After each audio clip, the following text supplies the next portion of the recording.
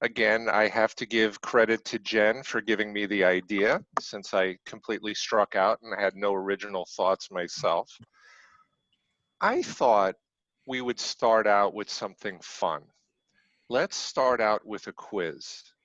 And here's, or a game. The game is guess Mark's first car. But hang on to your mute buttons. Don't start guessing yet, because I want to share something with you. I want to apply a little context, give you maybe just a little bit of color. My first car was acquired in 1987. Many things were different in 1987, including myself. So I'd like to show you a picture. Maybe that'll help you guess what you think would be an appropriate first vehicle for someone. So let's hope this works. I have a host disabled participant screen sharing. If somebody could enable me, please. You're good, Mark. Okay.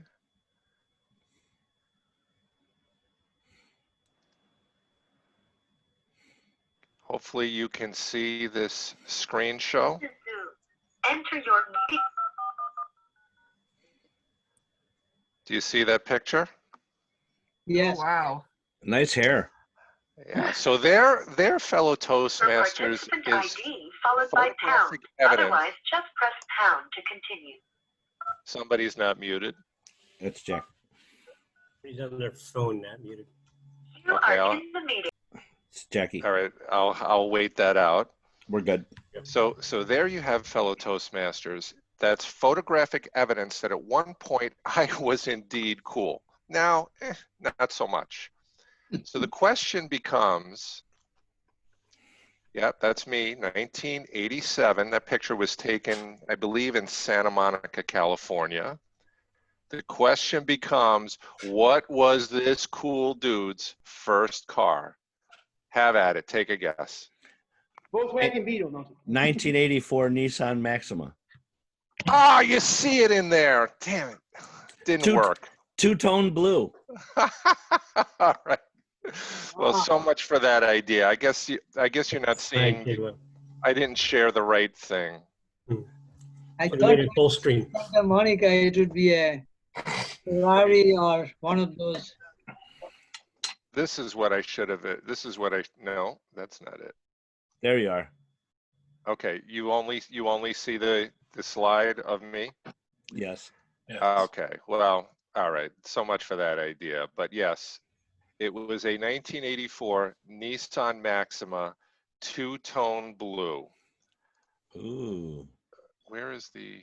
Now I'm missing the one picture I wanted to show, but there's a few pictures of this beauty. Now, the goal here was I was trying to fake you all out, because based on that picture, you would assume I probably had like a cool car, a muscle car, a Camaro, something like that. But no, I had one of the quintessential 80s vehicles. I mean, look at that thing.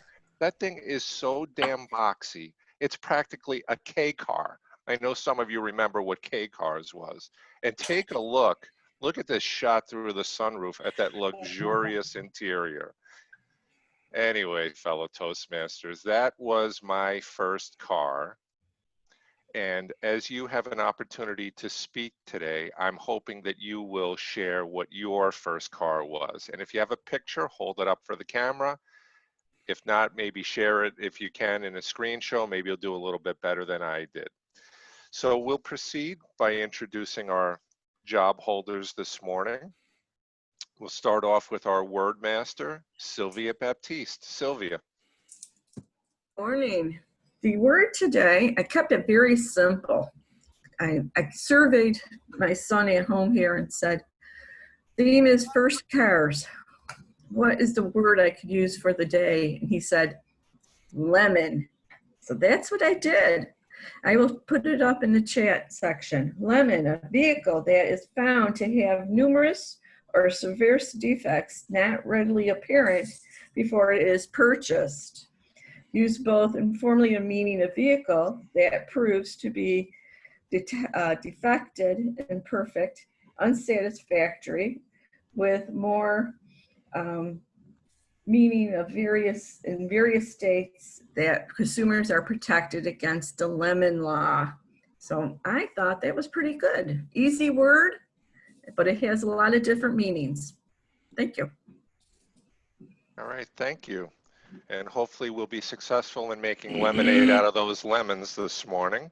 What was your first car, Sylvia? Oh, I was hoping you wouldn't ask because I can't remember. Is that sad? I drove a Falcon, a Plymouth Falcon that was my parents for many years going to college. Then when I got married, I think we bought a Cavalier. All right, thank you. Our master this morning, the club mom, Jackie Kenny. Jackie. Good morning. Oh dear. Okay, I guess I need to mute one and use. Now you're completely muted. This is going to be difficult, I guess. For some reason, I have no audio this morning, so I couldn't hear any of you until I turned my phone on. Anyway, I will be listening for ahs and ums and restarts and double uses of a word, and I'll give you a report at the end of the meeting. All right, thank you. What was your first car, Mom? You're muted again. It was a Datsun. I think it was a 66, but I'm not positive. Not a lemon, a very nice little car. All right, thank you. Our grammarian this morning, Kate Banks. Kate. Good morning. Thank you, Mr. Toastmaster. I'll be listening for our grammar. I've started already. My mother's lovely father gave me his car upon passing, and I had it for 2 minutes. It felt like it was a Cavalier that someone else hit. Unfortunately, I was fine. It was my senior year in high school. It was very sad to lose that beautiful red Cavalier. So yeah. Thank you, Mr. Toastmaster. All right, thank you.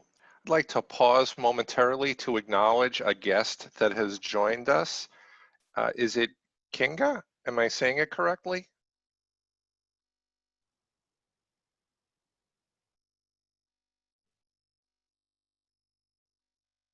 All right, well, maybe we'll come back to you a little bit later so we can get to know you a little bit better. Our jester this morning is Jill Roaring. Jill.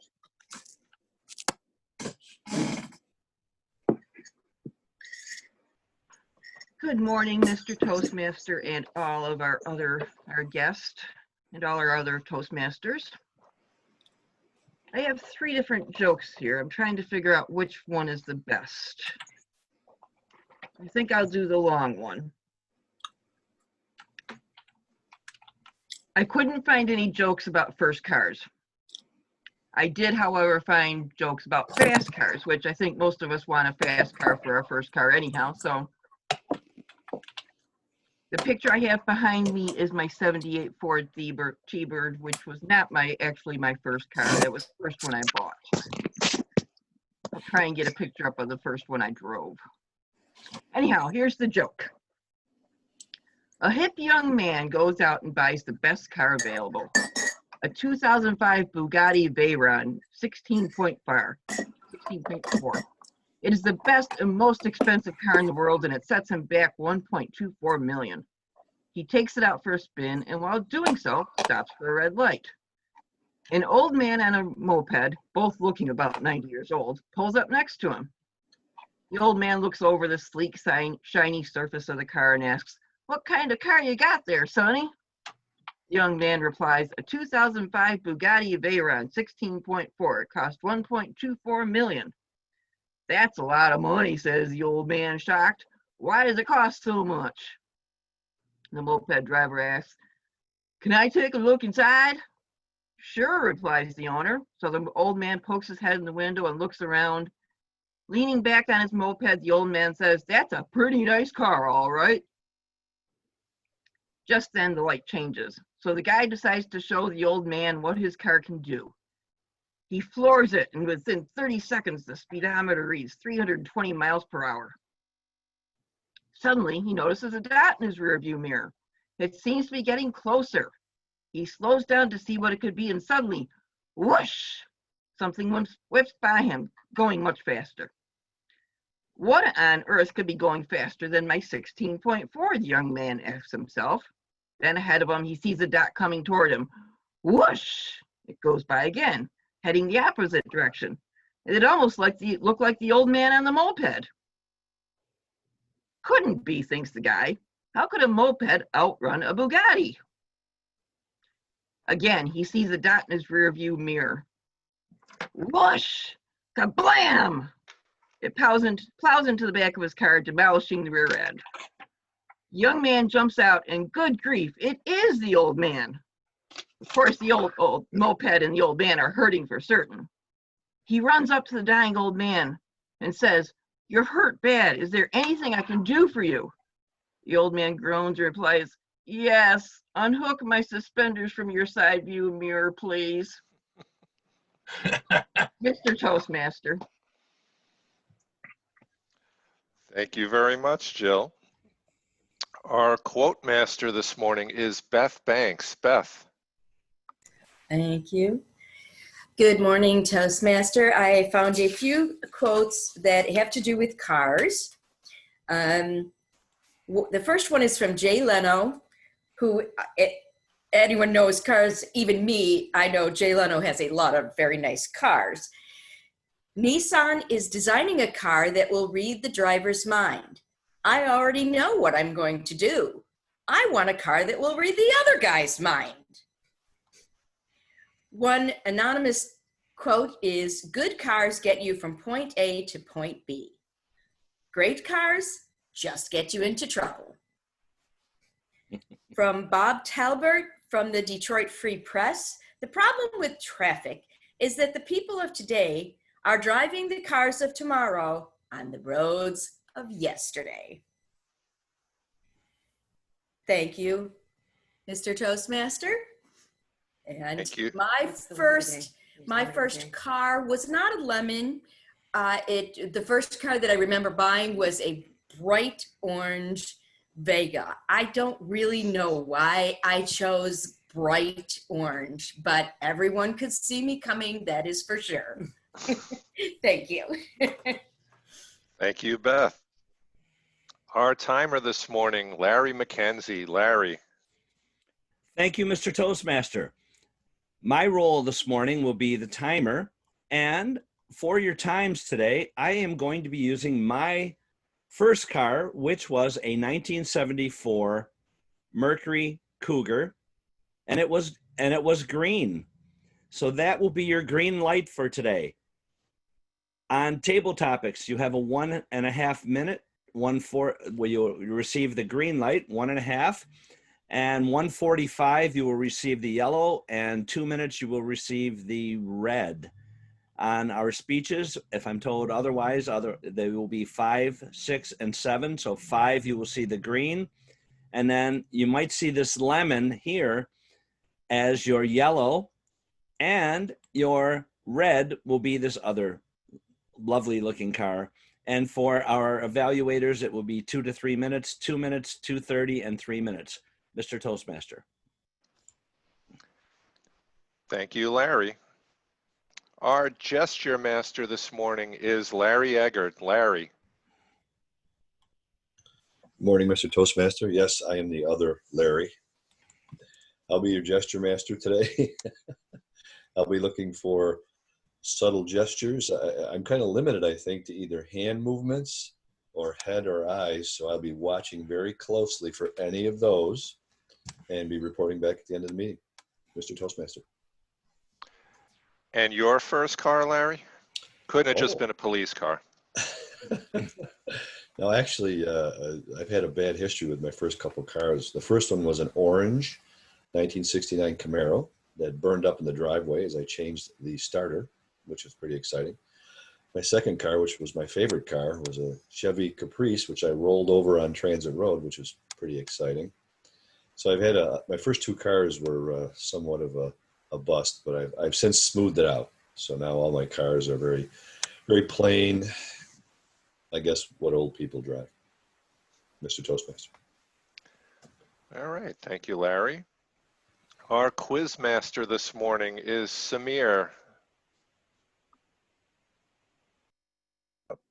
Hi, I will be taking notes on everyone's speeches from the meeting and providing a quiz at the end to test how well everyone listened.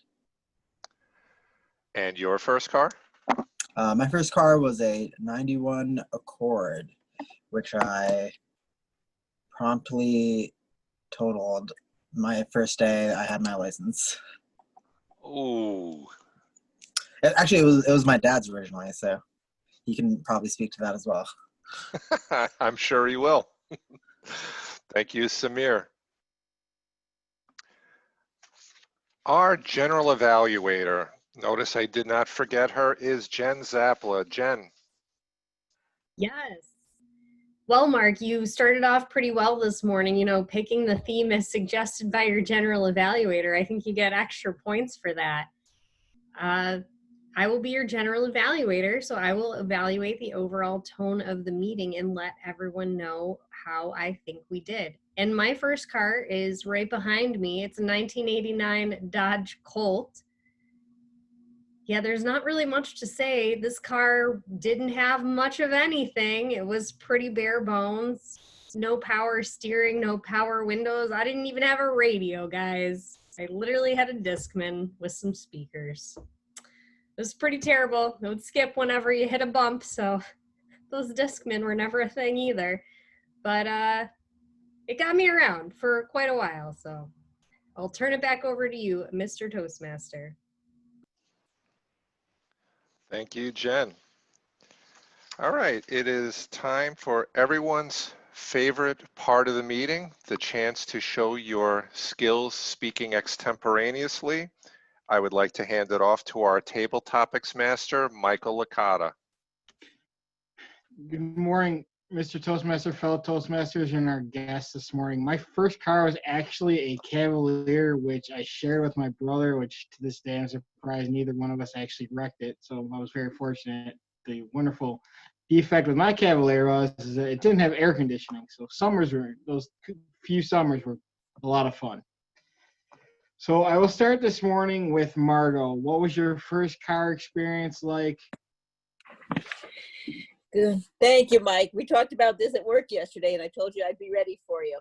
So when Jim and I were in college and we were dating, I was from Albany, he was from Burt, and we needed to find a way to efficiently get between the homes because our parents expected us to split every school break with them, even the 4 days for Columbus Day. So we purchased our first car. It was an orange, and those who know me well know orange is not my favorite color. Volkswagen Dasher. The interesting thing about this car is it was standard. City girl here knew nothing about driving standard. Absolutely nothing. So my husband had to teach me. Now, well, at the time, just my boyfriend, almost fiance. And so he decided to teach me at Ithaca. We went downtown and I was doing fine on all the nice flat streets. Now, if you're not familiar with Ithaca, where Cornell is, where we were, it's actually built on hills, far above Cayuga's waters. He decides it's time for me to take the next step. The main street to get from downtown to Cornell is Buffalo Avenue. Yes, it's almost vertical. And here I am, maybe my second time driving a standard vehicle, trying to get up Buffalo Avenue. I don't remember. I've blocked it out of my memory whether I made it or I made him take over driving. I do not remember at all. I do remember coming to visit his parents, and we drove from my parents to Batavia. When we got off at Batavia from the thruway and we got into Niagara County, he assured me it was the flattest county in New York State, and so he was able to get me to drive to his parents' house. But that's my story on our orange Dasher, Mr. Table Topics Master. Oh, and it wasn't a lemon. I don't know if I said that. Thank you, Margo. Our next speaker this morning, one of the great experiences with cars is taking road trips. I've taken a couple with friends. They usually end up with a great story. So I will ask Phil Russell this morning, what did you take your first car on a road trip? What was your first road trip in a car like? Phil Russell.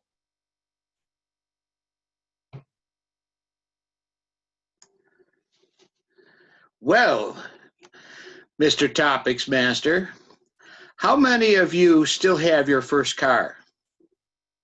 I do. When I was 15, my father went out and bought a 1930 model AA Ford 1.5 ton stake bed truck.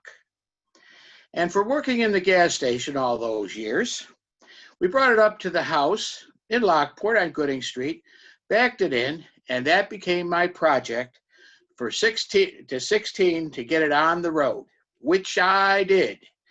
And one of the road trips we took was out on Davison Road. And we were coming back in on Davison Road. We had it all painted up. It was cool. The bed was not on it because that was destroyed. But it was basically the frame of it. And it had 6 wheels, two on each side in the back and 2 in the front. And there was 3 or 4 of us in the front seat, which only really holds 2. And we came in and all the traffic was stopped. It was a parade. It was a parade down Main Street, Lockport.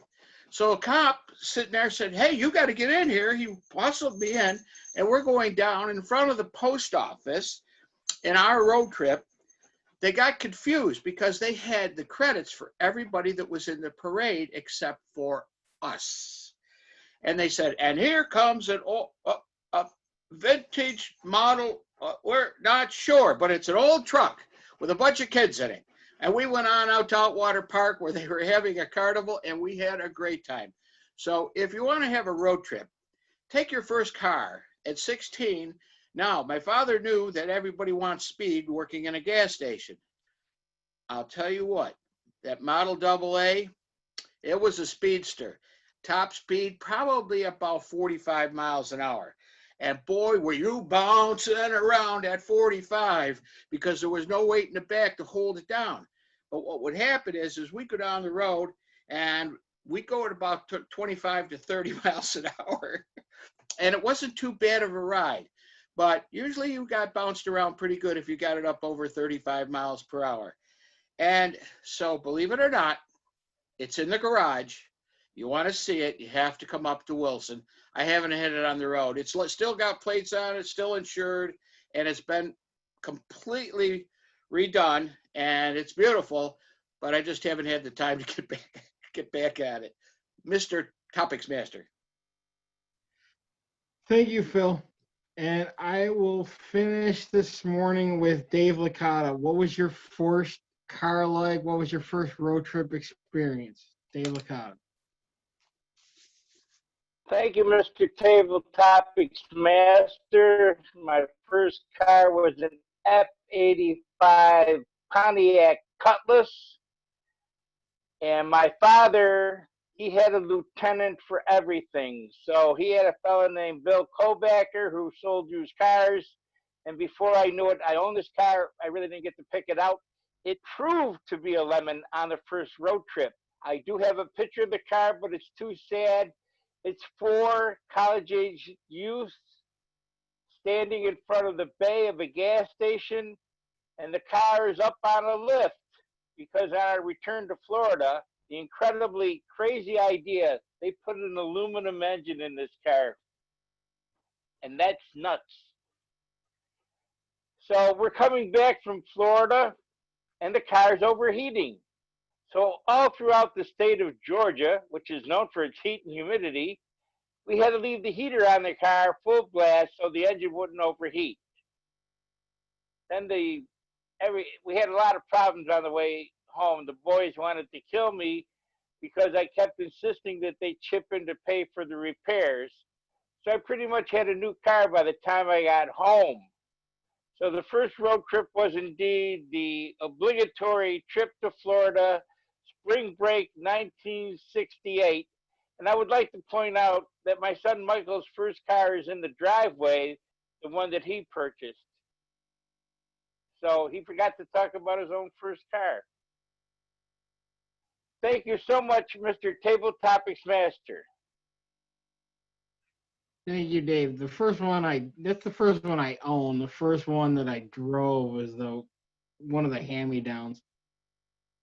Thank you. So I will turn the meeting over to Sylvia. How did our table topics do with the word this morning? It didn't do well. Margo snuck it in there, and the other two gentlemen did not use it that I heard. I think Dave snuck it in. I thought I heard Dave use it. Dave I used didn't sneak it in. I made it a prominent portion of the talk. Good grief. Well, I'm not awake. I'm sorry. Didn't have my coffee yet. Okay, so Margo and Dave. I did not hear Phil. Phil, did you use it? Lemon? No, I didn't think so. Okay. Thank you, Sylvia. And I will ask Larry McKenzie, how did we do on time this morning for our table topics? Thank you, Mr. Table Topics Master. This morning, we had 3 contestants. Margo, 1 minute and 52 seconds, qualifies. Phil Russell, 2 minutes and 49 seconds, did not qualify, went over time. Dave Licata, 1 minute, 47 seconds. So Dave and Margo did qualify time-wise. Mr. Table Topics. Thank you, Larry. And I will hand the meeting back over to our Toastmaster of the day, Mark. All right, thank you, Michael. So please cast your vote when it is shown for either Margo or Dave. And I will cast my vote myself. So that first car, that 1984 Nissan Maxima, you have to remember, fellow Toastmasters, I grew up in an area where we had a lot of public transportation. So it's not like there wasn't a measure of independence before then, but having a car really opened up new doors for myself and for my friends. Talk about road trips. We started to take ever increasing lengthy road trips to different places. I can remember the first one probably was to go see the Mets play the Phillies in Philadelphia down the stretch in September, a pivotal game to decide the National League East. And imagine that, the Mets laid an egg that night. I can remember us going to concerts and things like that. What a shock, given how I looked in that picture, right? No surprise there. But I recall in the fall of 1987, the first bit of bad luck struck as it related to that car. We were going to, wait for it, a Def Leppard concert in Nassau Coliseum that evening. And during the late afternoon, I had to take a run to an ATM. I could have went one direction, I could have went the other direction. I chose the other direction, and I got into an accident. Sadly, it was my fault, didn't get hurt. The car got hurt, however. It did get fixed, but needless to say, we never made it to that particular concert. We will move on to the speaker portion of the meeting. I would like to introduce, our first speaker will be Thomas Heldwine, who will be evaluated by Marty Johnston. So Marty, can you introduce Thomas, please?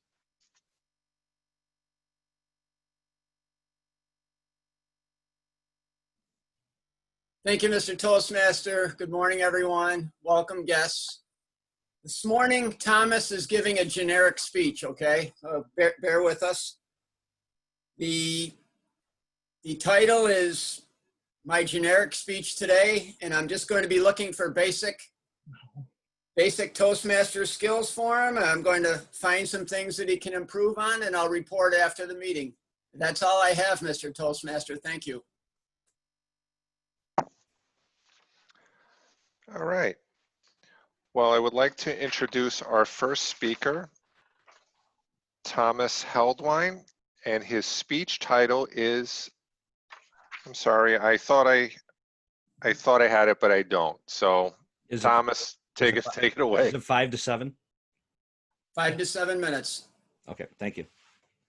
Okay, thank you. The title of the speech is Lessons I Have Forgotten.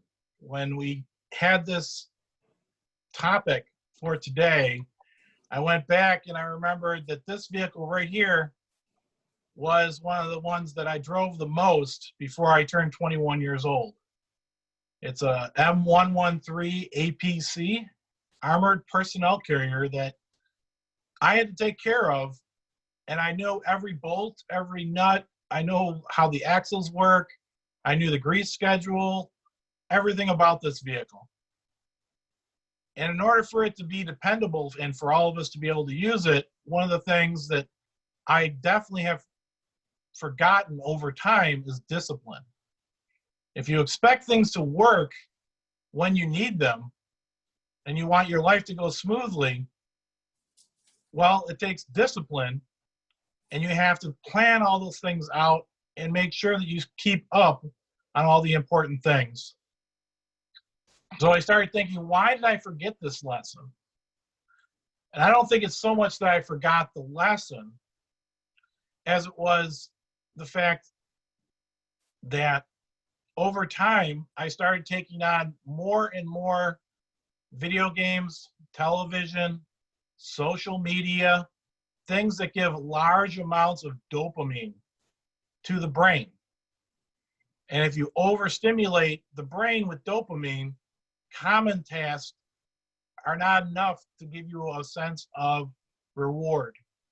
There's an actual scientific study where they overstimulated rats, and they overstimulated their dopamine every time they pushed a button. They would push the button over and over and over again until they were exhausted. How many of us do that with our phones or with a game or binge watch a television show? We're just pushing that button. That burns out the dopamine receptors, and the biggest problem with that is that normal tasks aren't enough to get you going. You've been overloaded. And the way I've tried to get over that is to do a dopamine purge. One day every week. Can only be a weekend because I can't get away from a computer Monday through Friday. But one day a week, have no television, no computer, no telephone, no video games. And I'll tell you, those days are really, really boring. Those were some of the worst days at first. Now I look forward to them because they're days where I plan physical activities, mowing the grass, doing things. So if you have the same type of an issue, it may be that you need to just back off on all the pleasure that television, video games, and things like that give you, and just get away from those. Another lesson that I've lost is the best way to be a good learner is to teach as well. And I'm gonna say it is the worst. The worst thing that I did was stop teaching. I used to be a drill sergeant, so I got that military-wise. I had a CCD teacher for children, and that was rewarding, where I had to look up and know my facts before I went in. I also enjoyed one-on-one instruction with people at work, how to use a computer program. What a new employee would come in, and I would love teaching them everything that we did and how to do things. But that all went away, and I haven't done that in quite a while. And I have to try and find something now to replace that. Excuse me. Going back to my vehicle real quick for the end of the speech. An armored personnel carrier is really great because it protects you, and it's very, very heavy. And once it gets going, it doesn't stop. So I will actually say that my first car accident was also in this vehicle. We were traveling at night in what they call blackout drive. And if someone stops in front of you, you have to see their stoplights. Well, there was so much dust, it had covered up their little stoplights. I rammed one of these almost 3-ton vehicles right into the back of another 3-ton vehicle going 30 miles an hour. The impact basically shifted everything. A lot of minor injuries, cuts, scrapes. I bit my tongue. But overall, I enjoyed my first car. It was a wonderful piece of equipment. I would not ever buy another one like it. That the government can do that. With that, those are the two main lessons I seem to have forgotten and need to relearn, are both discipline and teaching. Mr. Toastmaster. All right, thank you very much, Thomas. Our second speaker this morning is Dr. Gerald Stevens, who will be evaluated by Len Thornton. Len. Morning, fellow Toastmasters. First off, let me say my first vehicle was a 71 Roadrunner. I loved that car. Unfortunately, I'd seen too many winners before I saw it, and I was constantly rewelding the frame, and it didn't last quite as long as I wanted, or I'd still have it. The biggest lemon I ever had of the 15 cars I've owned was an 87 Chrysler LeBaron. I bought it off a friend, and I had fuel injector problems, air sensor problems, electronics console, all impressive looking. It looked like the cockpit of an airplane. Had a lot of issues there, starter problems. I could not get rid of that car quick enough. That was frustrating. On to Gerald's speech here. Gerald will be speaking for 5 to 7 minutes today, Mr. Timer. He's doing a generic speech. It looks like, this does not look like a pathways evaluation. It looks like our standard evaluation form. The purpose is for the member to present a speech on any topic, receive feedback, and apply the feedback to a second speech. This is actually the evaluation form for a icebreaker. So I'm not sure what category this speech falls into. I trust you have his title, Mr. Toastmaster.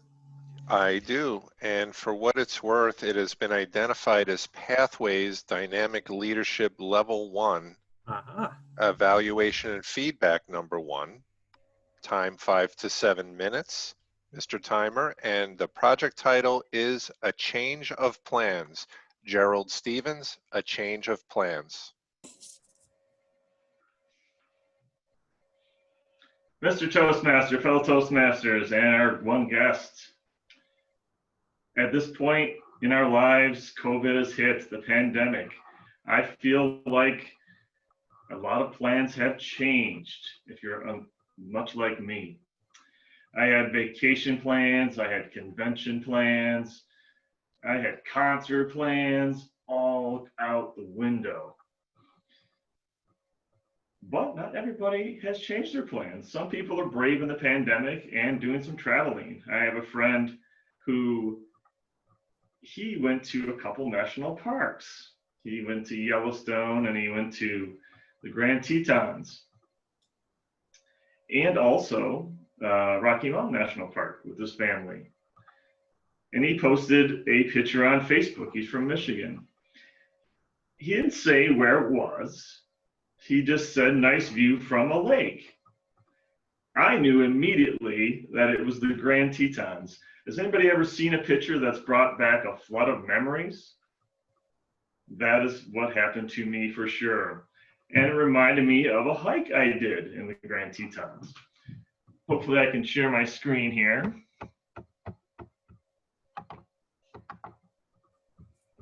Let's see.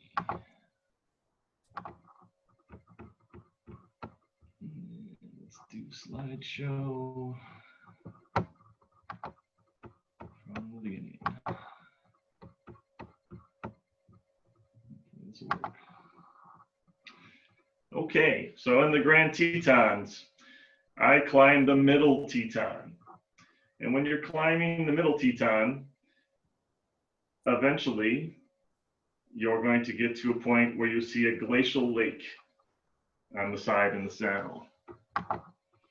That is the picture that I saw pretty much from a friend of mine, and it was not quite as snowy, but that reminded me of this adventure that I'm going to share with you today.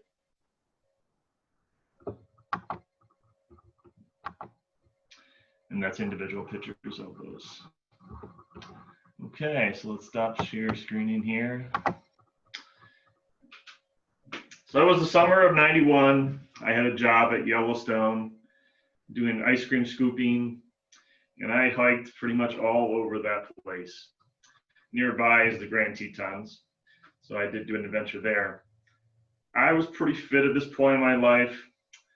I just did a marathon a year before, did Army basic training a couple months before, so I could hike like the wind. My friend Damon came to me on a drop of a hat, and we went and did this hike up the Middle Teton.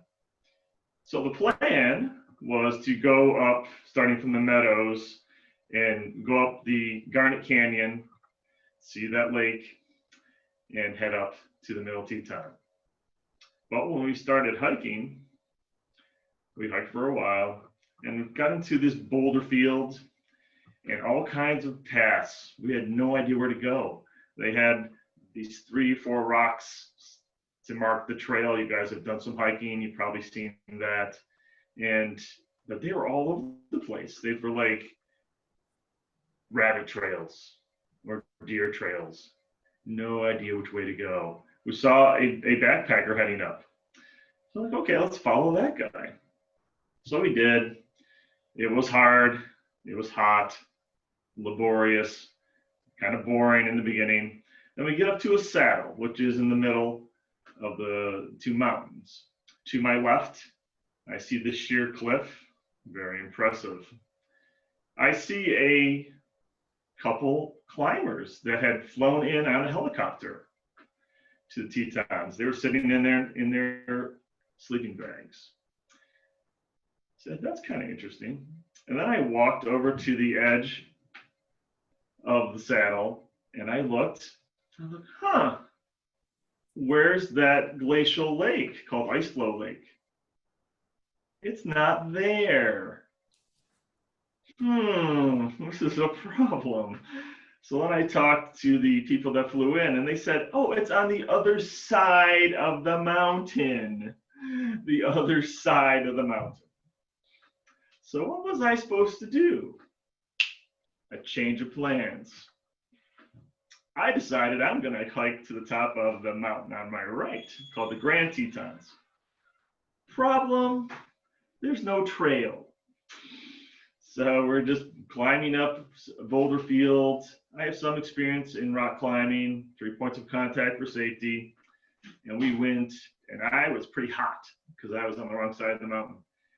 So we did this for a couple hours till near exhaustion. And I wasn't angry anymore because I had no energy left. And we got to this point where it's about 200 feet left and we couldn't go any higher. It's like, okay, we did pretty much the whole mountain, not all of it.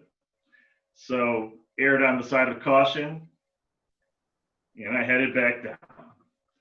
And we went and stayed in the meadows overnight. The next day, we took that 13-mile hike all the way up to the middle. This time, went to the left instead of the right, and I didn't follow anybody. Found the trail, made it up to that saddle on the other side of the mountain, and saw that ice flow lake.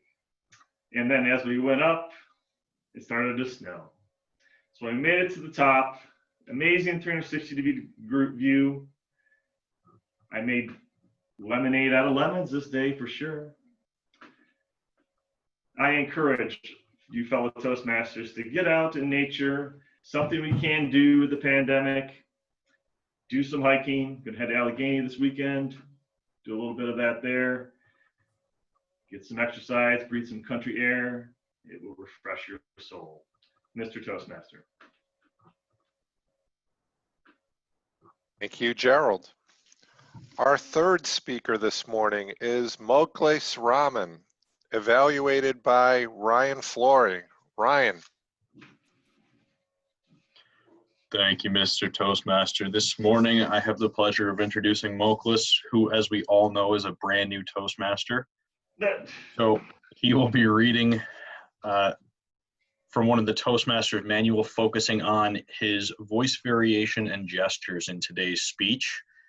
I'm going to be looking for your typical feedback during a speech, such as gestures, those voice variations, making sure that he's staying on topic, not using any major filler words. And as we all know, he's not going to be a lemon.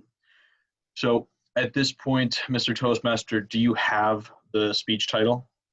I do have the title. Thank you. Perfect. And Mr. Timer, it is 5 to 7 minutes. Mr. Toastmaster.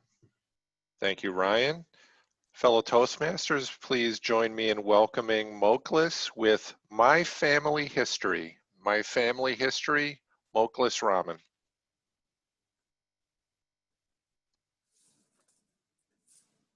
Good morning. Morning. Good morning.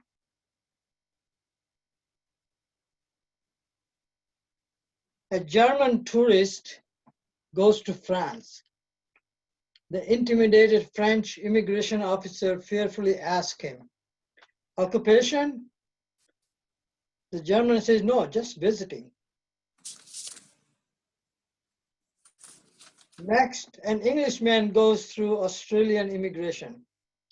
The officer looks at his form and asks him, "Do you have a criminal record?" The puzzled Englishman replies, "Is that still a requirement?" Title of my speech is My Family History and comparing with the world of migration. To me, the world is a very small blue planet, although it looks big when we're in our spot. I want you to consider accepting our human history of migration for a better world and embracing migration for peace, prosperity, and progress of humanity. Mr. Toastmaster, fellow Toastmasters, and wonderful guest, Kinga from Poland. My question to you is, why do people migrate?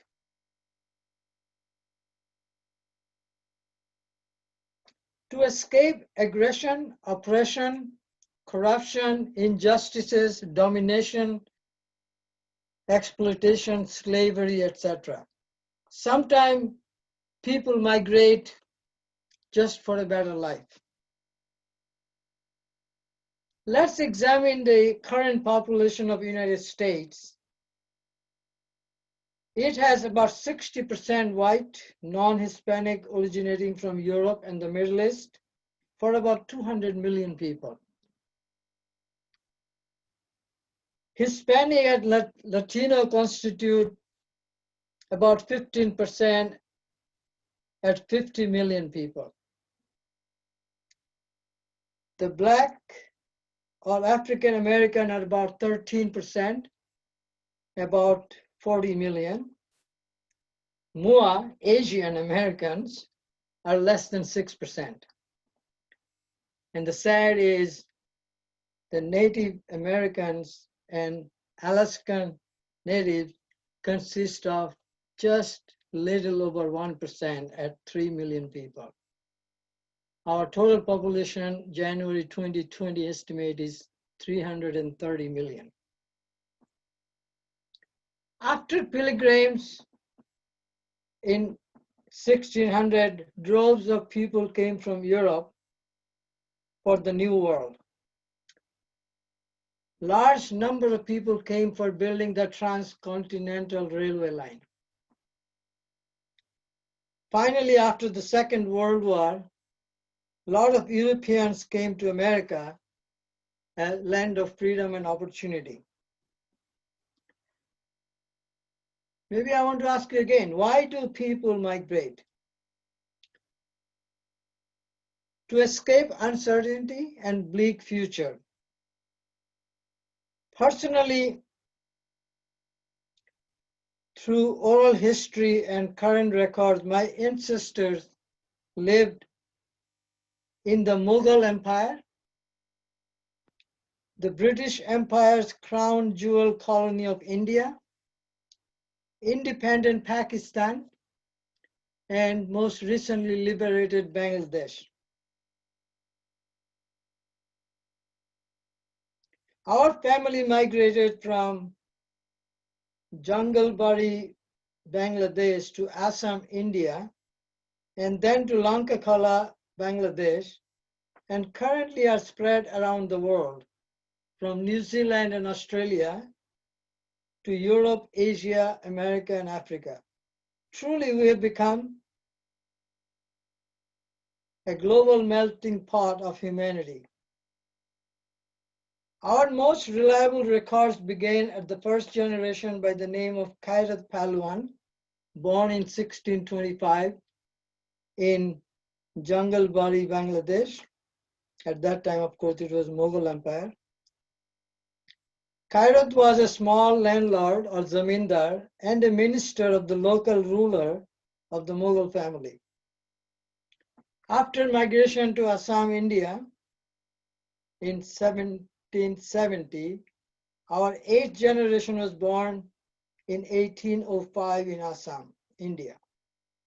Then the family migrated to Lankakala, Bangladesh due to political and religious tensions. Also, there were difficulties with incompatibilities of Bengalis and Assamese. And this is Lankakala, where my grandfather, Samir Sarkar, and my son Samir is named with the same first name, was born in 1875. And my father was born in 1918 in the same village. As a student, I came to America for education and then got a job at the Eastman Kodak Company. I came to America to embrace its glorious liberty, freedom, justice, and infinite opportunities for honest, hardworking men and women. My father lived his last 11 years in Rochester, New York, and became a proud US citizen. So I can proudly say we are 3-generation Americans, my father, Mua, and my son. My son, Samir, was born in Rochester, New York. Most marriages happen through arrangement within the clan and some love connections. Currently, our home is Niagara Falls, New York, USA. My family history is similar to many families from Europe, Asia, Africa, Australia, and South America. And today, still a lot of people are migrating from Africa and South America to Europe and northern countries of Mexico and USA. I ask you again, why do people migrate? Essentially to escape political, religious, and racial persecution, and to seek peace, happiness, progress, and prosperity. In conclusion, my family history is similar to the growth of worldwide migration. As you see in the map behind me, people have been migrating from region to region for a couple of 100 years or even more. I invite and request you to accept migration as part of our human history and embrace the new with the old as we become one large global family. I want to end with a quotation. Remember always that all of us, and you and I especially, are descended from immigrants and revolutionists by the 32nd President of the United States, Franklin D. Roosevelt. How many of you think positively of migration as part of our human history? You can raise your hand or say yes. Mr. Toastmaster. Thank you, Moklis. I would like to call for a timers report. Larry, how did our speakers do? Thank you, Mr. Toastmaster. This morning we had 3 wonderful speeches. Thomas, 5 minutes and 36 seconds. Dr. Gerald, 6 minutes, 49 seconds. And Moklas, 8 minutes and 51 seconds. Thomas and Gerald qualified time-wise. Moklas was over on time. Mr. Toastmaster. Thank you, Larry. So please cast your vote for Thomas or Gerald when it appears on the screen. So this might come as a surprise to you, fellow Toastmasters, but when you own a car downstate, as I did my first car, which was in Queens, it's pretty rough on the vehicle. Potholes, fender benders, just a whole lot more common than what you would see in this particular part of the state. The next unfortunate moment that occurred with that two-tone blue beauty of mine occurred in 1990. My wife and myself and our young daughter, we moved from Queens to a neighborhood in Brooklyn, neighborhood called Canarsie. And we found a really nice apartment that was across the street from a huge park. It was really pretty awesome setup there.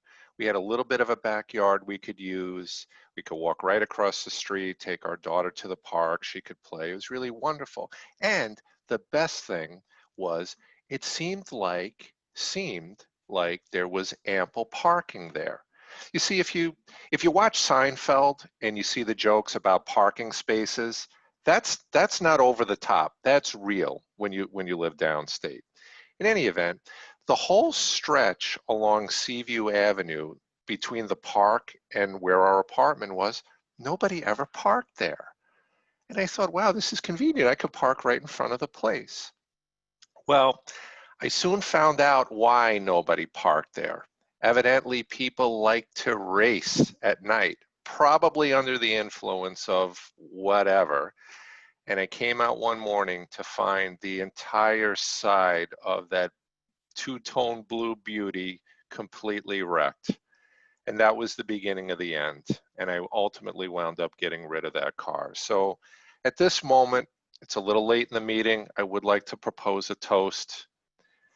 This toast is to that beautiful two-tone blue beauty and all of your first loves, your first car.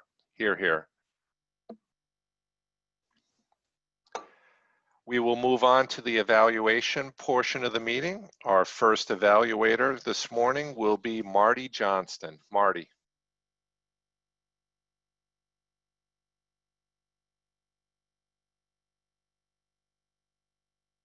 Good morning. I thought Tom was going to give us a lemon, but he proved us wrong. Tom started off and he told us what he was going to tell us, and then he told us.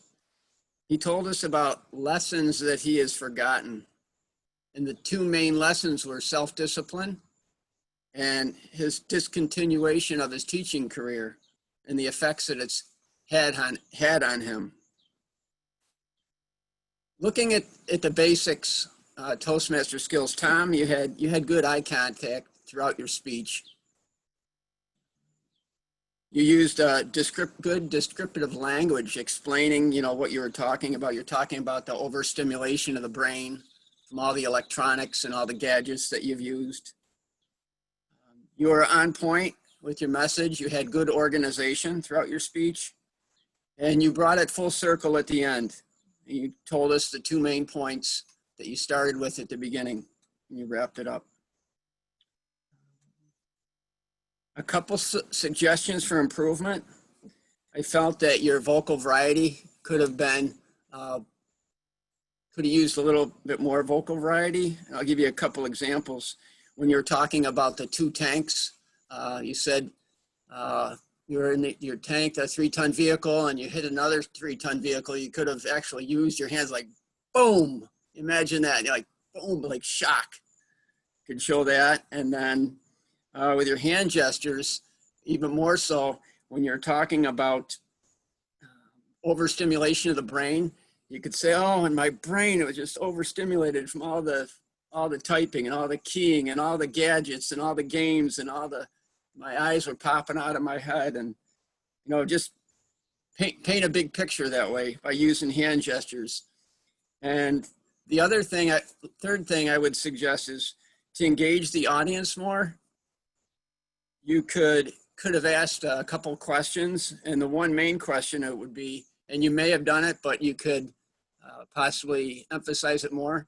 You could say, has anyone else ever had that feeling where you just feel exhausted and your brain feels like it's coming out of your head? And you know, ask for a show of hands and just pause for a minute, and it'll bring the audience in and make them listen to what you're saying and focus.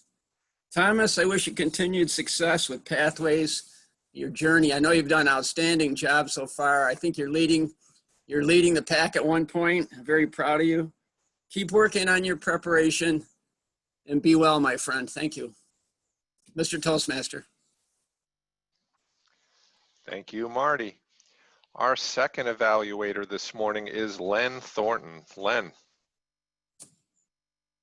Mr. Toastmaster, fellow Toastmasters, and especially Dr. Stevens, DTM. As a DTM, I will hold you to a little bit higher scrutiny than I would other evaluations, and particularly because I had the pleasure of evaluating you a few weeks ago. During that speech, I called upon you to stand up so that we could see your gestures and you were more comfortable. You always project so much better when you're standing up, and you did that. Now, one thing I would suggest is find a way to elevate your laptop or your camera so that you're looking straight at it as opposed to looking down to it. And that's just a matter of propping it up. Also, a little bit better lighting might help. Your camera seems a little bit blurry, and I think it's because of a low light condition. If you add more light in the room, bring in a lamp or two, I think it'll make the image really pop and really bring you into our space here. I love that you had props. You had the cane right away. We've come to expect that from you. And you had a PowerPoint presentation. A little hint with that, start the PowerPoint, have it full screen on there before you share your screen. Just eliminates a little of that delay that kind of impedes the flow of your speech. So have that going. A well-organized speech, as always. I didn't see your energy level here. Maybe you're a little bit low on coffee today. Usually you're a little bit more punchy. You're in our face. Your enthusiasm just radiates through. You seemed a little bit somber. I don't know if that was the theme of it. Change of plans, the disappointment. It kind of worked on that respect, but it's a little atypical from what we expect from you. A little bit more humor too. We love your trademark humor. You did have a call to action in your speech. You brought a question here. What would you do if you found yourself on the wrong side of the mountain? Let's see, your eye contact was good, but although you were looking down, and a good finish. You stepped up your energy level there. There was the call to action, and there was a message. As is so often in your presentation, there was a message for all of us, and an extremely topical theme for your meeting here, and relevant theme, change of plans. We've all had to deal with a change of plans with COVID. So you brought it home today. Thank you for a wonderful presentation, Mr. Toastmaster. Thank you, Len. Our third and final evaluator this morning is Ryan Flory. Ryan. Thank you, Mr. Toastmaster, fellow Toastmasters, and especially Moklis. My family history. When I saw the title, my initial assumption was that we were going to hear about Moklis, perhaps his parents, and then Samir and his generation. But what we actually learned about was several hundred years worth of travel around the globe, which I thought was an incredible way to break it down. He had an engaging and modulated voice, which really helped to keep us moving forward with all the data and information. And what I really liked that you did, Moklis, was include those personal stories and how it related to your family. It really helps us absorb that information, which can sometimes be overwhelming or dry, that we want to turn away from. I would say from the gesture side is really where I would look to make improvements to the speech. Having the globe was a great prop, but having the globe and the phone was a little bit prohibitive because you had to look at the phone, which took away from the gestures that you could otherwise be making as you pass the globe around, or as we talk about different gestures. You had a couple of good moments where you brought that arm up with the globe to show the whole world and really the impact thereof. The map behind you was a great prop just to show how much migration has really happened over the history of our world. But again, I think you were a little bit hamstrung by that phone. So what I would recommend, especially with the technology we have, is perhaps a giant PowerPoint slide that has your bullet points listed there, because we don't see what's on your computer screen, which allows you to be looking at the computer, looking at the audience, but still seeing the notes in front of you. But again, it really brought back so much perspective for us. It moves way back into the 1700s. We're talking India to Bangladesh to the US. And it was really great how you had brought us into your family's life and into your family's heritage and travels from far back than most of us can remember in our lifetimes to even now in present day. I thought it was a great opportunity, and it was, again, a really good personal story that kept us engaged the whole time.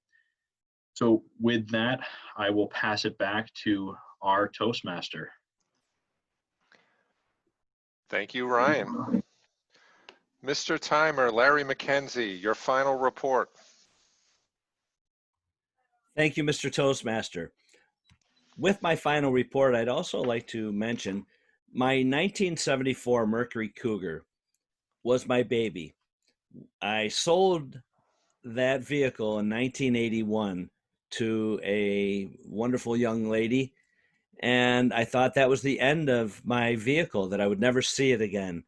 About 2 years ago, or 2 or 3 years ago, over by Ida May Park for the car show on Monday night, I was walking around and I was looking, and there happened to be a 1974 Mercury Cougar green, and I struck up a conversation with the owner of the vehicle, and ironically, it turned out to be the vehicle that I sold to the lady in 1981, and they had picked it up. And so my car came back looking better than it did when I owned it in 1974 to 1981.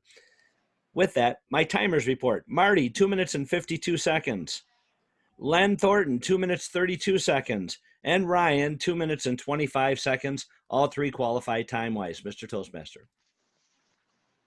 Thank you, Larry. So please cast your vote, fellow Toastmasters, for Marty, Len, or Ryan. So on the topic of first cars, you might have seen, I don't know if it went to me or if it was, I think it was private. One of Eric Schneider's coworkers said his first car was a Ford Fairmount. Our good friend Tom Moran couldn't make it today, but he did share with me an email that his first was a red 1968 Pontiac Firebird. He went on to add that after the third speeding ticket, he lost his license and insurance. No surprise there with a red 68 Firebird. Looking at all of your faces, I'm trying to think if anyone has not shared what their first car was, and I'm not sure we have heard from Carol this morning. Carol, what was your first car?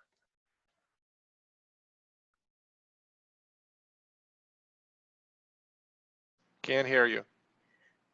Okay, my first car was, this isn't it, but it's the type of car. It was a 1971 Mercury Comet GT. It was red with the black stripe and a non-functional hood scoop. And the only thing is it didn't have power steering and it didn't have air conditioning. But another problem was it was a 1971 with a 1972 dipstick in it. And until I had it for a year when I met my husband, and when he changed the oil, he said there's something not right. It's saying it's not full, and I know it is. So it needed a valve job eventually because it had been overfilled for the first year. All right, thank you, Carol. So I didn't share my first car, if I may. Sure. My first car was, I don't know the year, probably 1960 or 1950, in Calgary, Canada. That's a cold place. A friend of mine, as another graduate student, donated the car to me. He said, "Do you want a car?" I said, "Sure." He said, "How much can you pay?" I said, $100. He said, "Sure, take my car." It's a very cold place. I don't know if you know, Calgary is like Siberia.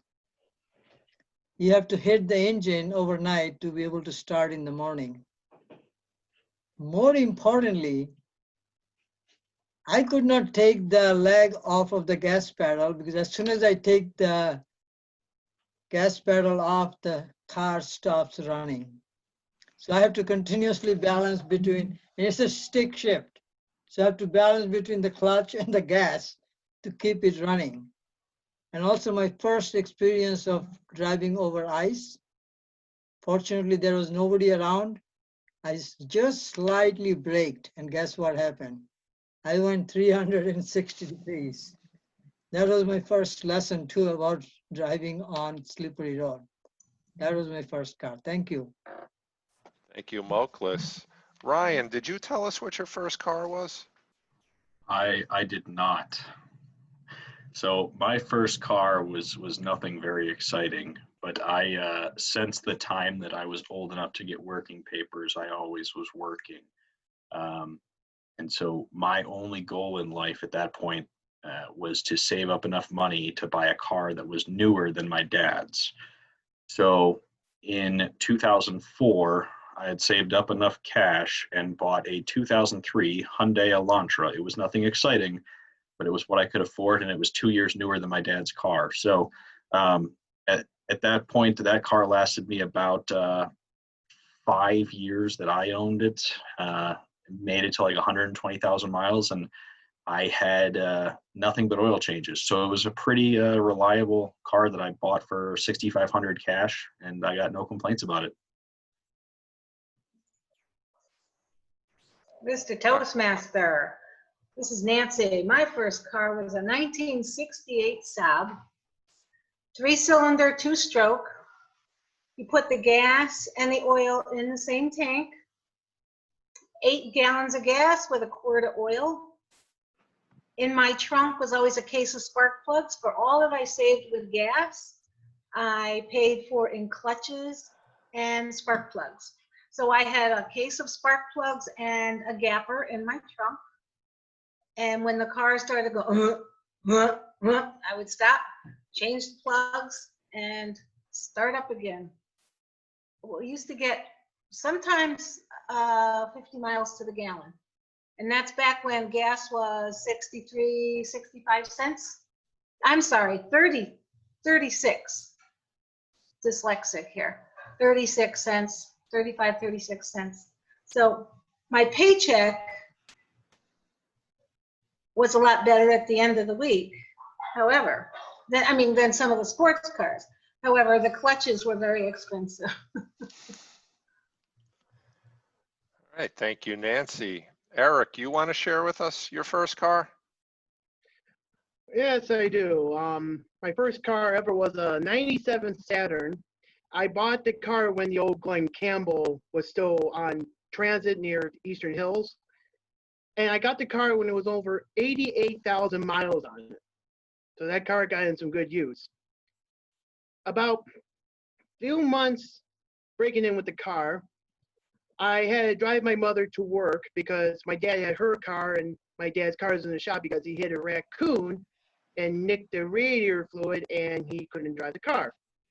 So my mother told me to not go down Old Beatty Road off of Rapids because it's known to be a deer activity. So stupid me, where did I go down to? Old Beatty Road. And lo and behold, here comes the deer right in front of me. I hit the brakes and I hit the deer. And the deer went flying and it was dead after impact. So I'm like, oh, shoot, I shouldn't have gone down that road. So the first person I called was my mother. And I told my mother what happened. I got into an accident. She goes, I told you not to go down that road. And I'm like, yeah, I know. So I had called the police department, had to drag the deer off the side of the road. Nice dent in the front of the car. Surprisingly enough, it wasn't too much damage. The windshield wasn't hit. The car was still running fine, but lesson learned, do not go down Old Beatty Road at 5 in the morning when they're known to be deer activity. Mr. Toastmaster. Thank you, Eric. I'm really loving the level of participation and enthusiasm. Marty, you have a picture you want to share.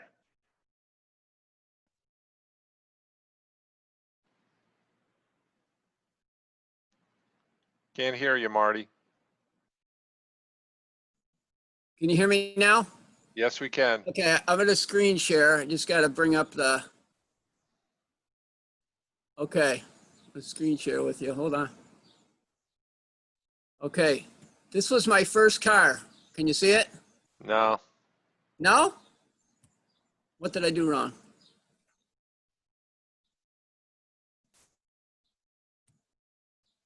You have to click share screen and pick the I particular. did on the bottom. Let me go back. Hold on a second, please. Trying to bring the icon up on the screen, the screen share. For whatever reason, it doesn't come up. Anyway,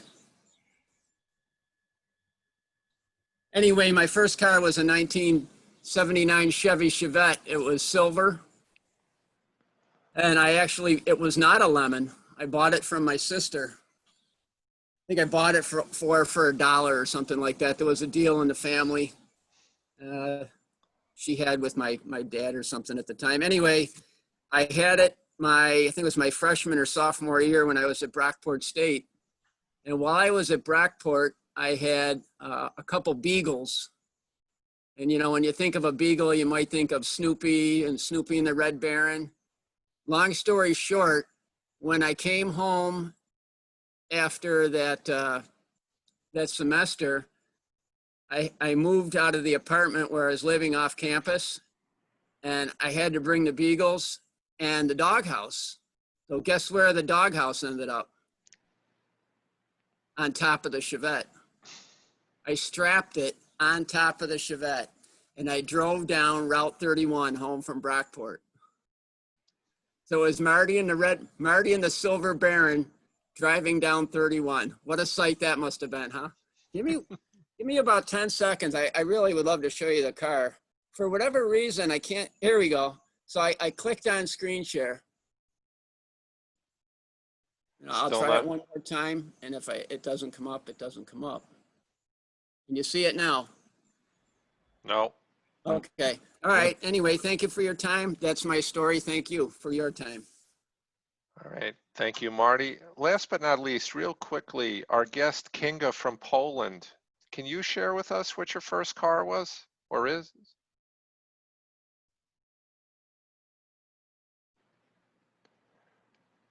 Oh, we saw you for a moment. Can't hear you. I think you may be muted. Hello. Hi. Yes, greetings from Poland. Greetings. Yeah, we have a wonderful, very warm day here in my city. And my first and only car was when I was doing my driving license, and that was called Punto, I think, and it was very long ago. And so far, well, I didn't use the car at all, so I don't have a car now, and I don't use it. I don't need to. All right. Well, thank you for sharing, and thank you for joining us. All right. At this point, I would like to turn the meeting over to our general evaluator, Jen Zapla. Jen. Thank you, Mark. So I just want to say again, you chose an excellent theme. It seems like everyone was very engaged in the theme and sharing with you. And Kinga, just for your edification here, we're all from Western New York, and you have to have a car to go where there's not much else in the way of public transportation and things are a little too spread out. So unfortunately, although there have been times in my life where I wish I didn't have a car, having a car here tends to be necessary for most people. People are very engaged in the meeting. It seems like we've had some sticky mute buttons, guys, like at the beginning, and I hear some now too. Just make sure that you are using your mute button. I know Larry and Len try to do a good job of muting people when they haven't done so themselves, but just be aware. I think we've actually done better in the past than we're doing today. So keep that in mind. For my speaking and evaluations comments, well, the evaluators are really what I'm here to evaluate. So I have some comments today. I was thinking about this from the standpoint of general meetings at work. You know, I go into a meeting at work and sometimes I have higher level managers on my meeting. You know, I have to make decisions with them and then we'll be presenting to another group. And to me, that's what the speaking and evaluations are really about. That speaker and the evaluator, it's the employee and the manager, and they need to work out and get on the same page beforehand. And whose responsibility is that? It's both people's responsibility. It's the speaker's responsibility as much as it is the evaluators, because when you're presenting to another group of people, you want to come across with a unified front. And I think anytime we're not coming across with a unified front, it reflects on us, not necessarily on another person. So I just want everyone to keep that in mind and try to do a better job of communicating from a speaker's point of view with your evaluator. And if you're an evaluator and you're not clear on what you're doing, then that's your responsibility to find out. So that's my one big comment for our evaluators today. I think that our evaluators all had feedback for the speakers today. Marty, the one thing I want to comment on your evaluation, you started off with a sentence that I was a little taken aback by, and it was, you thought that Thomas was going to deliver a lemon. And I thought that was not necessarily what I think of Toastmasters as being. You know, we're here to really give positive feedback, and I think we should always be expecting the best of our speakers. So I was a little taken aback by that comment, but again, you did have some positive feedback for Thomas in there. After that, I would just caution you against starting off that way in the future. Otherwise, I think both Len and who's our other evaluator? Why didn't I write it? Brian, there you are. I see you. Len and Ryan did both give positive and feedback, and they also gave constructive feedback. Thank you, Ryan. I'm losing my words today, guys. I should have taken more notes. So yes, work on the sticky mics, nice theme. Everybody was engaged, and I hope everyone had fun today. And Mark, I'm gonna turn it back over to you. Oh, I didn't give you feedback, but you have done an excellent job keeping the meeting moving and calling on everyone. I liked that you called on people that did not have roles and made sure everyone had a chance to share. I think that was excellent. And I will turn it back over to you to call for reports. Thank you. All right, thank you, Jen. All right, I will call for an Masters report. Jackie, how did we do today? Thank you, Mr. Toastmaster. I did not hear a lot of lemons this morning. I did, however, hear Larry using "and" to connect a lot of thoughts. Larry McKenzie, that is. Jen had 2 ahs. Marty had the starting sentences. Phil had "it was 2 times in a row, restarts, and also, and so, and so. I also hear Margo using "yeah" as a kind of filler in between her thought processes. So that might need to come under control. And Beth had an and that's my report. All right, thank you, Jackie. Our grammarian, Kate, how did we do? Thank you, Mr. Toastmaster. What a fun journey we had this morning. And after I'd had some coffee, I could think again about vehicles. I did have a $500 lemon that we won't speak of right after college. But in college, where I went to the Adirondacks, the best car I ever had was a Jeep Wrangler. I loved that. Dark green, tan, hardtop. Needed it in the mountains there and in the snow. It was safe and reliable for New York winters. To our guest, Kinga. Very snowy here in this part of New York. And drivers of Jeeps always wave at each other. For anyone who doesn't know, the Jeep wave, kind of like what motorcycle riders wave at each other. So that was always fun. In any case, those who spoke the longest gave me the most fodder this morning. So Mark, you always have fantastic language, quintessential, measure of independence. Laid an egg, I never have heard that reference. Wait for it, needless to say, for what it's worth. Weaknesses could have went, could have gone, and real quickly, but that was all I noticed. Thomas, I loved your title, Lessons I Have Forgotten. Very nice pace today. Strong words, dependable, discipline, dopamine receptors, dopamine purge, watch the weakness, getcha. To 'em. Got that military wise, was choppy, and real quick, just drop that altogether, unnecessary. Dr. Stevens, strong words, flood of memories, glacial lake, hike like the wind, drop of a hat, meadows, boulder field, laborious, sheer cliff, exhaustion, and wrapping up with refresh your soul. That was beautiful. You did say for sure, for sure, for sure, watch that.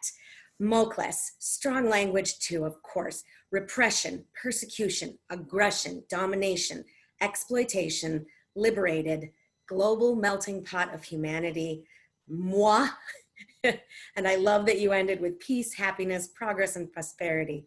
And you used quotation instead of quote. Watch it, you said specially a lot instead of especially.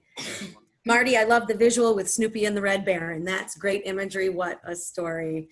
I can only picture that. You'll have to get that picture for us in the post Toasties.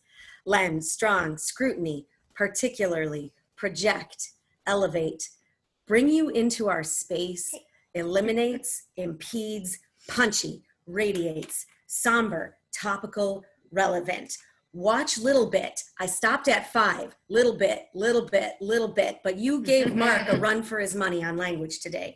Ryan, I loved initial assumption, engaging and modulated voice, absorb, prohibitive, impact, hamstrung, perspective, and heritage. Watch Gunna and Natcha. Gunna, Thatcha. Those were your crutches. Eric, I loved lo and behold and dear activity. I've never heard that, but I'm like, watch, I'm the like. And folks, if you didn't know it already, the deadliest animal in America is the deer. Watch it for your cars. Deadliest animal in America. Pests, snakes, bears, wolves, it's the deer. Jen, I loved edification, beforehand, unified, taken aback, watch really, and you know, I heard as a weakness. Thanks for letting me have a long report on this meeting as we go over a little. Thanks, Mr. Toastmaster. Thank you, Kate. Are you sure that's it? Just kidding, just kidding. All right, our gesture master, Larry Eggert. Thank you, Mr. Toastmaster. Let's see. Mark, first, air traffic control. I like the headphones. You look like you're calling planes in. You also had the look of a lawyer. I saw the hands going. Whenever I had to testify in a trial, when the lawyers started with the hands, I knew something was up. And then when you shuffled papers, you look like a little bit like a banker. I saw as you shuffled some papers. Jill had some intense eye rolls as she talked. And there goes my notes. I love the accent, Jill. The southern accent during the jokes. That was pretty cool.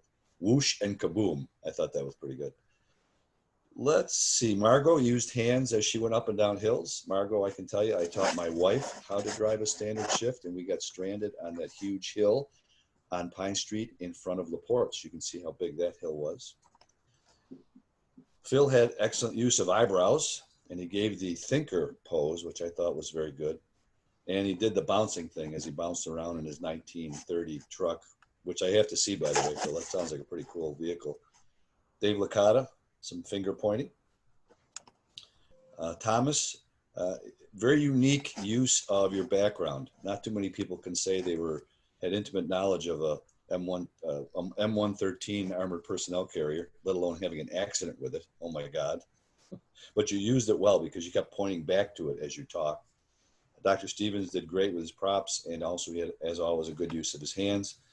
Ryan had some hand wringing, which was interesting. As he talked, he had his hands like this, and what's that thing where you do with the kids, where you do the finger with the church and you open and see all the people? That was kind of what Ryan was doing. It was kind of interesting to watch.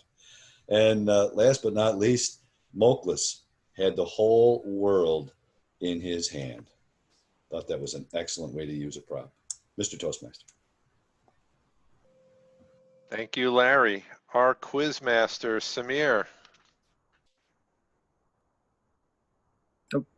Yeah, so it was a great set of speeches today. My first question will be, what speed did Philip Russell's car begin to bounce at? 45. 25. 25, that's the right answer. It couldn't go fast. Okay, yes.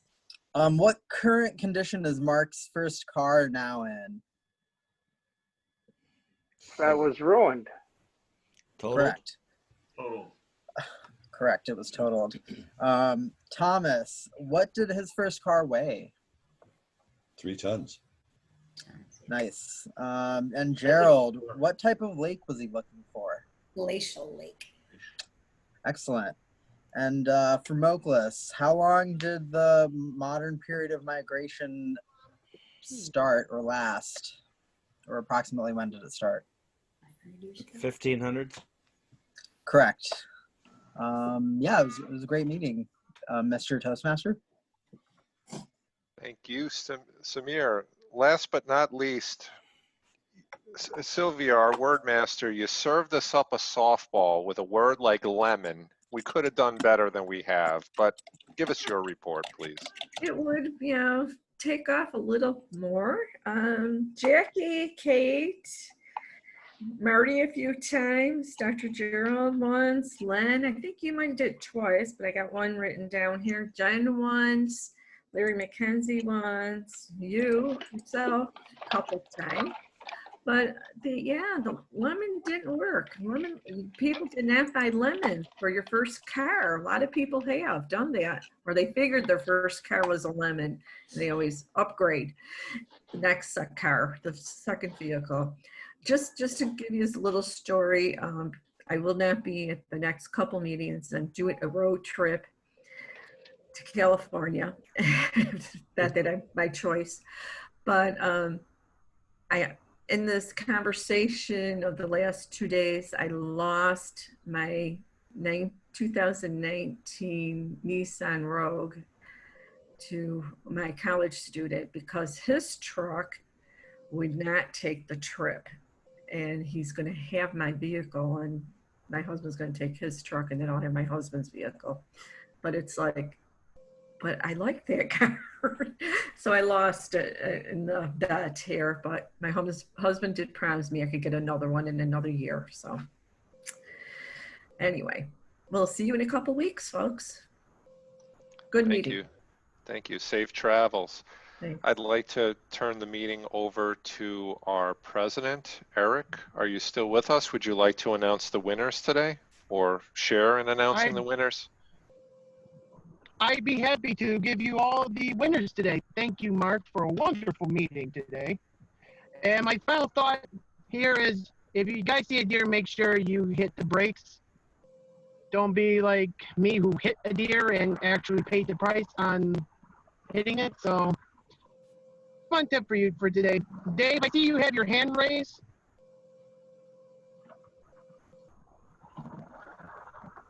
Is Dave on? I want you to check in with our guest because she didn't tell us what city she's from in Poland. Ah, yes, Kinga, our guest today. Can you tell us where you're from again? Poznan, between Warsaw and Berlin. I want to tell our guests this morning that I spent 11 days in Poland on tour, and it was the best 11 days of my life. And I am married to the former Annette Badowski. I also want to share with you that the biggest city near Lockport is Buffalo, New York, which is second only to Chicago in Polish Americans. And we want you to come visit us for Dingus Day next year. Yeah, hope to visit. Well, I think that I will visit you next week, of course. All right, that's great. But don't forget, we're only 19 miles from Niagara Falls, and everybody in Europe wants to see Niagara Falls.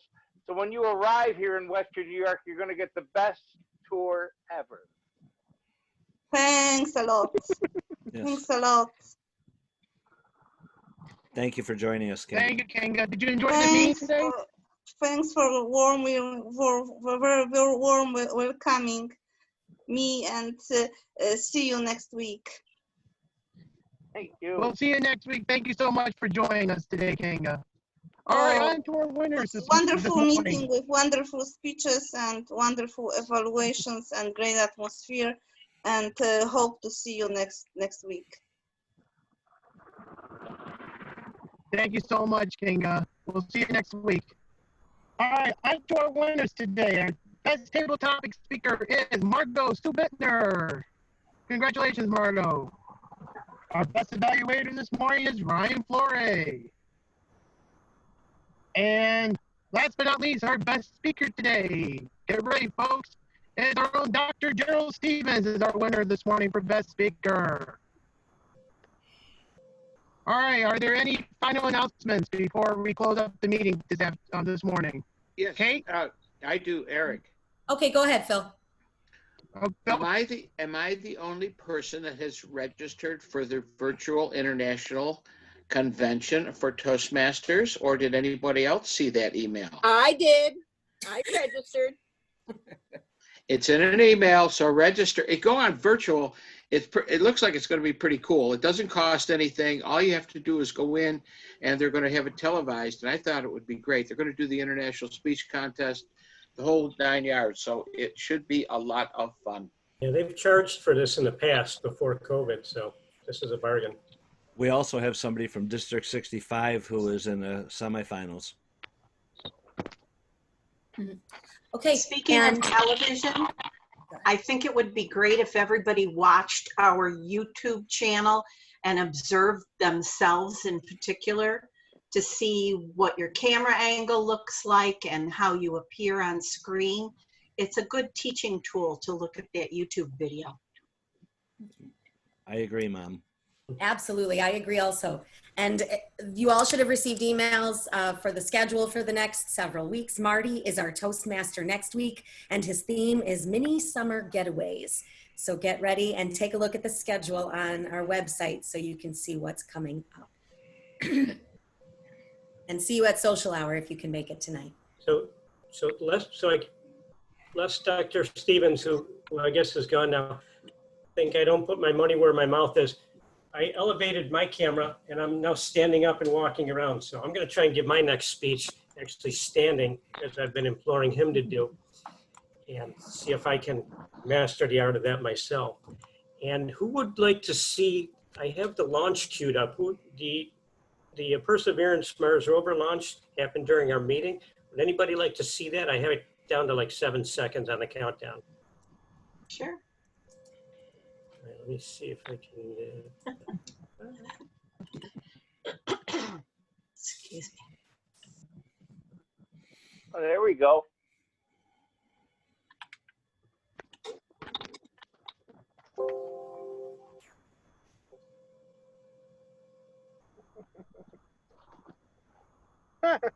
This is a guy I follow called Everyday Astronaut. He does nice commentary on all the technology. And it's going to take about a year and a half to get there. En route to Mars? Yeah, it's nuclear powered. Doesn't rely on solar panels. Yeah, the rover itself, that is. Is this the one that has a helicopter? Yes. It's going to fly around? Yeah, it's going to fly a drone around too, yeah. Wow. How long does this take to get there, Len? This one? It's gonna take months. Yeah, it's like February of 21, I believe it'll get there. It's hard to watch a launch, and when you're my age and not hear Walter Cronkite in your head. It's true. That probably gets better gas mileage than my 1974 Mercury Cougar did. This is getting there with a Universal Launch Alliance Atlas V rocket, which are the two big, Universal Launch Alliance are the two big contractors, I think Boeing and Lockheed Martin.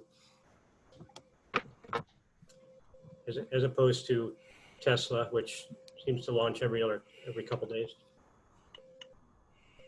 Man, that's Orbital a beautiful ATK is sight. also part of them. That's a beautiful sight. Yes. I try and catch every rocket flight I can. Fascinated by them.